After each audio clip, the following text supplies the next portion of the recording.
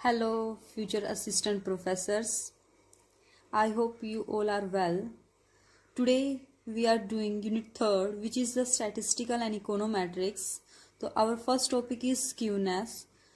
तो skewness क्या है? Lack of symmetry in a frequency distribution.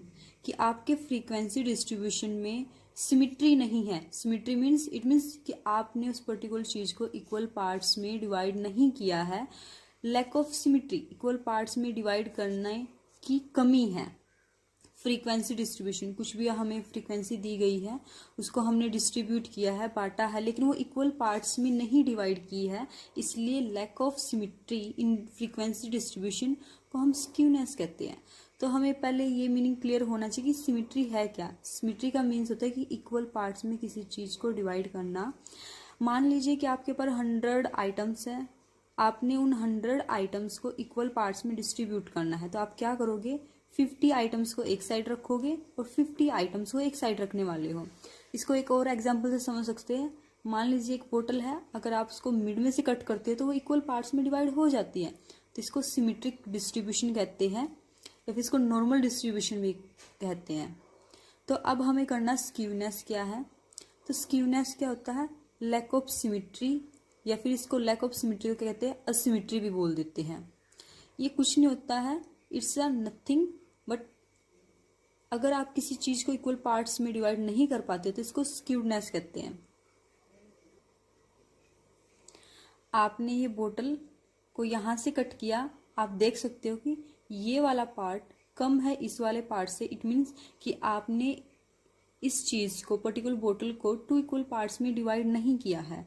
Same अगर आपको 100 आइटम्स दिए गए हैं, आपने 10 आइटम्स को यहाँ पर रखा और 90 आइटम्स को यहाँ पर रखा, इट मीन्स ये इक्वल डिस्ट्रीब्यूशन नहीं है, तो यहाँ पर स्क्यूनेस है.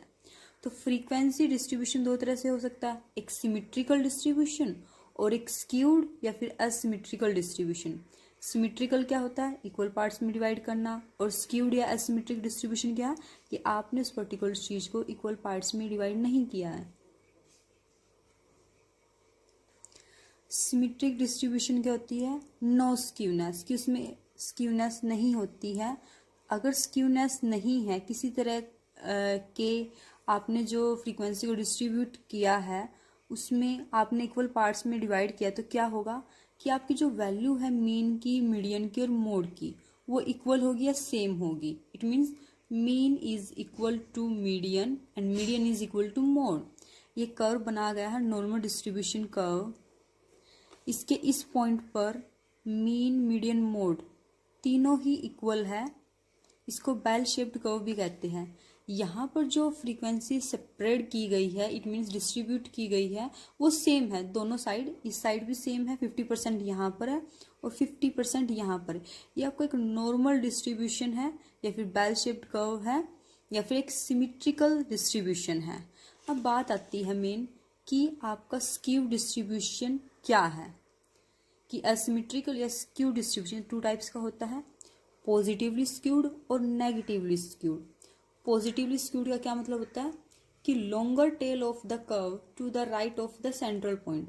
ये आपका सेंट्रल पॉइंट है, इसके राइट साइड में एक लंबी ही लॉन्गर टेल होती है. पॉजिटिव मीन्स कि आपके राइट हैंड साइड आपको जाना है.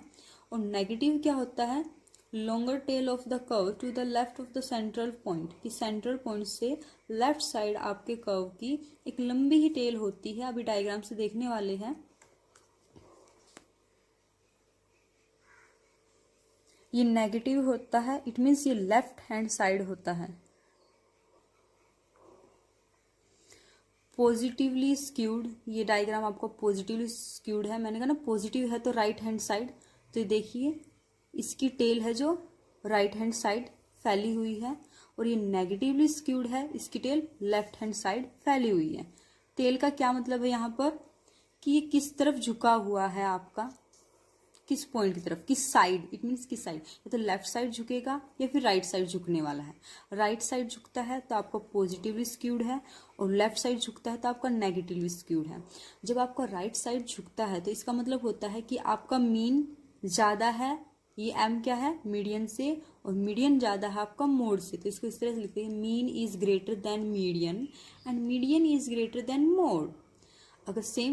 अगर आपका नेगेटिवली स्क्यूड है तो क्या होगा, आपका मीन कम है आपके मीडियन से और आपका मीडियन कम है मोड से, तो इसको इस तरह लिखेंगे कि mode is greater then median and median in greater than mean. तो यही आपको याद करना होता है कि अगर नेगेटिवली स्क्यूड है तो मीन ज़्यादा होगा या कम होगा, अगर पॉजिटिवली स्क्यूड है तो मीन मोड से या फिर मीडियन से ज़्यादा या कम होगा। अब इसके कुछ मेजर्स है स्क्यूनेस के।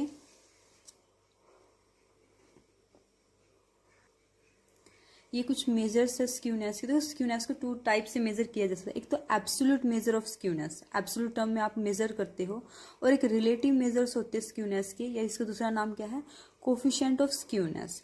देखो, जब हम एब्सोल्यूट की बात करते हैं तो हम एक यूनिट्स की बात कर रहे हैं, और जब रिलेटिव की बात करते हैं तो एक तरह के कंपैरिजन की बात करते हैं। तो रिलेटिव मेजर्स में क्या आएगा कि आप रेशियोज की और परसेंटेज की बात करते हो, क्योंकि हमें पता है जब किसी चीज़ की रेशियो निकाल जाती है तो चीज़ों के बीच में कंपैरिजन करके उनकी रेशियो निकाली जाती है। सेम विद द परसेंटेज में भी यही होता है। तो इसलिए इसमें आप क्या कहते हैं, रेशियोज परसेंटेज को लेते हो, उसमें आप जस्ट यूनिट्स को लेते हो। तो इसके लिए 3 मेथड है, एक कार्ल पियर्सन का मेथड है, बावले का मेथड है और कैली का मेथड है। ये 3 मेथड है। इन मेथड से सिर्फ आपको फॉर्मूले पूछे जाते हैं, आपको इनके फॉर्मूले अच्छी तरह से याद होने चाहिए। तो फर्स्ट हम करने वाले कार्ल पियर्सन के मेथड। तो इसमें सबसे पहले 2 टाइप्स के फॉर्मूले आपको याद करने चाहिए। एब्सोल्यूट मेजर क्या है स्क्यूनेस के, उसका फॉर्मूला क्या है, और कोफिशिएंट ऑफ स्क्यूनेस या फिर रिलेटिव मेजर्स क्या है स्क्यूनेस के। देखो, एब्सोल्यूट में एस के का मतलब यहाँ पर स्क्यूनेस है, तो फर्स्ट फॉर्मूला है आपका स्क्यूनेस का।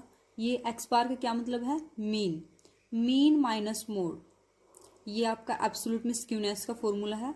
और सेम अगर कोफिशिएंट ऑफ स्क्यूनेस में क्या है, ये फॉर्मूला मीन माइनस मोड, सिर्फ डिवाइड बाय स्टैंडर्ड डेविएशन आ जाएगा आपका। ये जो सिग्मा बनाया गया है ये स्टैंडर्ड डेविएशन के लिए बनाया गया है। सेकंड आपका फॉर्मूला है स्क्यूनेस का 3 मीन माइनस मीडियन। यहाँ पर जब आपका जेड है इल डिफाइंड हो, मतलब जेड आपका ना हो, तब आप इस फॉर्मूले का यूज़ करते हो। अगर आपको किसी डिस्ट्रीब्यूशन में मोड की value, it mean Z mean mode की वैल्यू नहीं दी गई है, तब आप इस फॉर्मूले का यूज़ करते हो कि 3 मीन माइनस मीडियन। तो यहाँ पर कोफिशिएंट स्क्यूनेस का क्या फॉर्मूला होगा, ये सेम रहेगा, 3 मीन माइनस मीडियन, सिर्फ डिवाइड बाय स्टैंडर्ड डेविएशन आ जाएगा। आप इन फॉर्मूलों को याद कर लो। कोफिशिएंट वाले के बनाने के लिए just divide by standard deviation आपको करना होता है।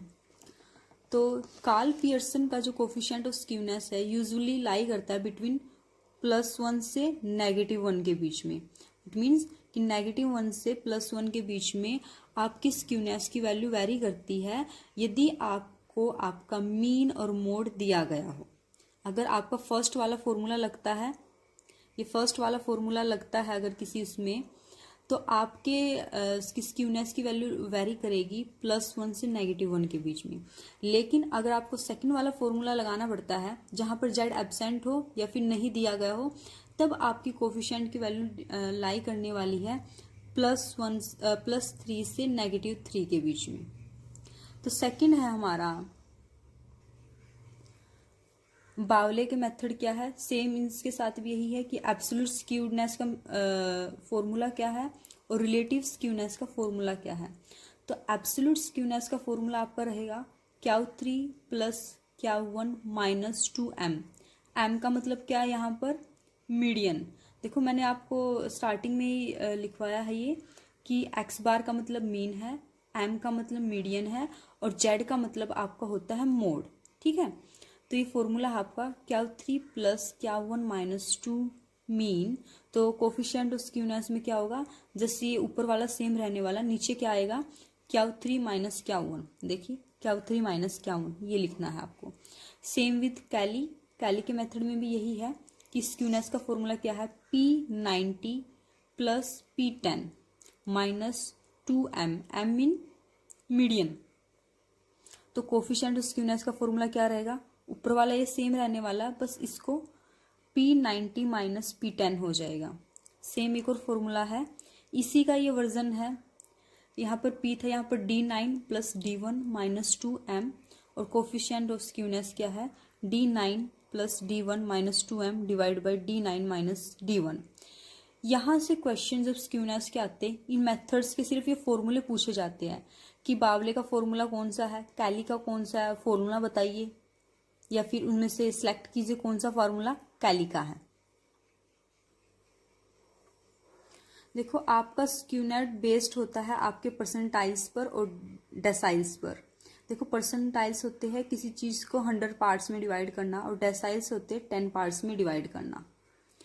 अगर skewness equal to 0, it means skewness जो आपने डिवाइड किए पार्ट्स में वो इक्वल टू 0, आपने मतलब इक्वल पार्ट्स में 0 किए है, 50 माइनस 50 इज इक्वल टू 0 होता है, तो इसको सिमेट्रिक डिस्ट्रीब्यूशन कहते हैं। अगर आपका स्क्यूनेस लेस देन 0 है, इट मीन्स नेगेटिवली स्क्यूड है, कि आपने एक साइड ज्यादा नंबर्स को रखा है, एक साइड कम को रखा है।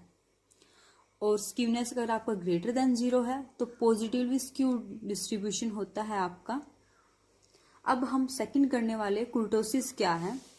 स्क्यूनेस और कुर्टोसिस ये दोनों टॉपिक आपके लिए बड़े इंपॉर्टेंट होते हैं।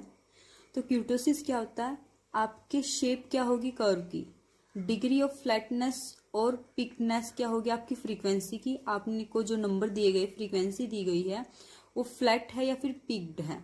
ये है शार्पनेस ऑफ द पीक, कि आपकी पीक की शार्पनेस कैसी है। ये एक शार्प पीक है, ये पेंसिल है बिल्कुल शार्प है। ये एक नॉर्मली पेंसिल है जिसे हम लिख लेते हैं।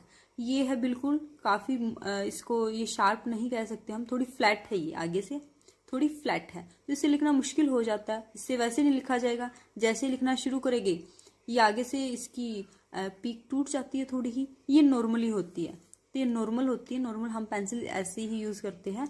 तो शार्पनेस ऑफ द पीक का यही मतलब है कि इसकी किस तरह की शार्प है, इस शेप में है या इसमें है या इसमें है। तो शेप क्या है, शेप ऑफ द कर्व, देखो ये कुछ कर्व है, ये इस तरह से बनाए गए हैं, और यहाँ पर है फ्लैटनेस और पीकनेस। देखो ये कर्व इस तरह से बनाया गया है तो इसकी कुछ पीक है, और ये कर्व इस तरह से बनाया गया है, ये थोड़ा हॉरिजॉन्टल हो जाता है, तो इसलिए थोड़ा फ्लैटर है। अब हम करने वाले कुर्टोसिस में कि 2 टाइप्स के हमारे कुर्टोसिस होते हैं। एक पॉजिटिव कुर्टोसिस होता है जिसमें distribution is more peak than the normal distribution. Normal distribution अभी हम करके आए हैं, जिसमें किसी चीज को इक्वल पार्ट्स में डिवाइड किया जाता है। तो ये डिस्ट्रीब्यूशन पॉजिटिव कुर्टोसिस में नॉर्मल डिस्ट्रीब्यूशन से ज्यादा होता है। देखिए 10 मैन्स है, 10 एप्पल्स है, ईच हैव 1 एप्पल, कि हमने हर एक मैन को एक एक एप्पल दिया है, तो एक नॉर्मल डिस्ट्रीब्यूशन, और इक्वल पार्ट्स में सभी के पास एक एक एप्पल मिलने वाला, तो इक्वल पार्ट्स में हमने डिवाइड किया है। यहाँ पर देखिए 10 मैन है और 10 ही एप्पल है, लेकिन हमने 3 मैन्स को तो 6 एप्पल दिया है, बाकी जो 7 मैन है उनको 4 एप्पल्स दिया। इट मीन्स हाफ या हाफ से भी कम पार्ट्स उनको मिला है सभी को, या हाफ से थोड़ा ज्यादा पार्ट मिला है, हाफ से थोड़ा कम ही, हाफ से कम पार्ट मिला 7 में। देखो 3 को हमने 6 दिया और 7 को हमने 4 दिया है, तो ये पॉजिटिवली स्क्यूड है, ये नॉर्मल डिस्ट्रीब्यूशन से ज्यादा है। नॉर्मल डिस्ट्रीब्यूशन से हम नॉर्मली क्या सभी को एक एक मिला, लेकिन यहाँ पे देखना इन 3 को कितना कितना मिला है, 2-2 मिला है, इसलिए नॉर्मल डिस्ट्रीब्यूशन से ज्यादा है। नेगेटिव इसका जस्ट अपोजिट हो जाता है कि जो डिस्ट्रीब्यूशन इज लेस होता है peak than the normal distribution, कि नॉर्मल डिस्ट्रीब्यूशन से भी कम होगा, इससे भी यहाँ सभी को एक एक मिलेगा, यहाँ पर हाफ हाफ मिलेगा या उससे भी कम मिलेगा। यहाँ पर नेगेटिव कुर्टोसिस है। कुर्टोसिस में मेन आपके 3 डायग्राम होते हैं। ये डायग्राम देखिए, इसकी पीक बड़ी हाई है, ये एक नॉर्मली ही डायग्राम है, और इस डायग्राम में पीक कम है, ये थोड़ा फ्लैटर बना है आपका डायग्राम, तो इसको कहते हैं हम लेप्टोक्यूटिक, इसको मेसोक्यूटिक कहते हैं, इसको प्लेटिक्यूटिक कहते हैं। तो लेप्टोक्यूटिक क्या होता है, higher degree of peakness, it means इसकी पीक होती है वो काफी ऊंची होती है, तो क्यूटोसिस की वैल्यू ग्रेटर देन 0 होती है, और क्यूटोसिस को हम β2 से लिखते हैं, it means β2 is greater than 3 होता है। डायरेक्टली यहाँ से यही क्वेश्चन पूछा जाता है नेट्स में आपसे कि β2 is greater than 3, it means कौन सा किस तरह का आपका क्यूटिक है, किस तरह का क्यूटोसिस है, तो लेप्टोक्यूटिक है ये आपका कर्व। एक आपका नॉर्मली कर्व है जिसको मेसोक्यूटिक कहते हैं, एक नॉर्मल डिस्ट्रीब्यूशन होता है, और इसमें क्यूटोसिस की वैल्यू इक्वल टू 0 होती है, इट मीन्स क्यूटोसिस को किस तरह लिखते हैं हम, बीटा 2 से डिनोट करते हैं, बीटा 2 इज इक्वल टू 3 होता है।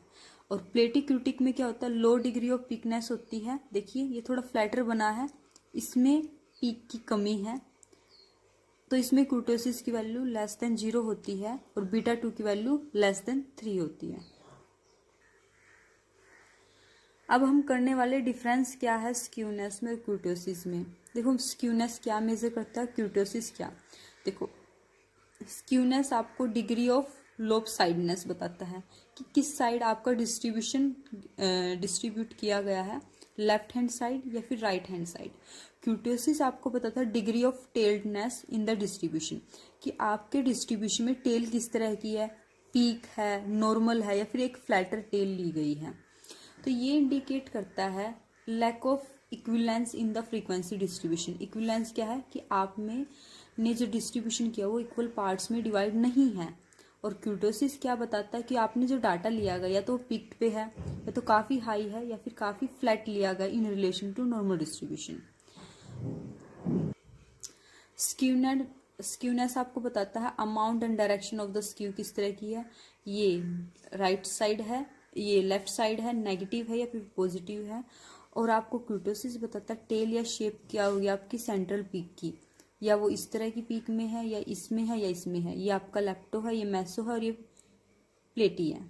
तो बस यही आपको स्क्यूनेस में क्यूटोसिस में करना है। इनके फॉर्मूले को अच्छी तरह से याद रखना। और ये सारी चीज़ें बड़ी इंपॉर्टेंट होती है कि बीटा 2 इज ग्रेटर देन 3 है तो कौन से वाला क्यूटोसिस होने वाला है, बीटा 2 इज इक्वल टू 3 है तो कौन से वाला, और ये लेस देन 3 है तो कौन से वाला। ठीक है, जस्ट थैंक यू।